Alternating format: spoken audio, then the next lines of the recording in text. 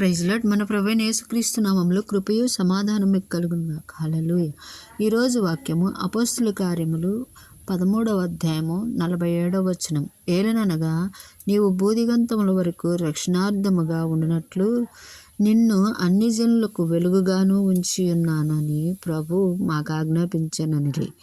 అదే అపోస్తుల కార్యం 13వ అధ్యాయము 49వ వచనంలో ప్రభు వాక్యము ఆ ప్రదేశమంతటా వ్యాపించెను.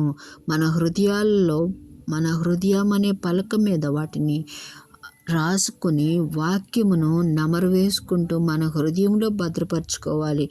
వాక్యం మరుగయ్యే రోజులు వస్తున్నాయి, భయంకరమైన రోజులు. వాక్యం మనకు మరుగైతే మన హృదయంలో వాక్యము విత్తబడి ఉంటే ఆ వాక్యం విస్తారంగా ఫలిస్తే ఎలాంటి దురాత్మకత లేకుండా మనం ఫలభరితమైన జీవితం జీవిస్తాం. Praise Lord. హల్లెలూయా. అట్టి కృప దేవుడు మనకు అనుగ్రహించునుగాక. ఆమేన్.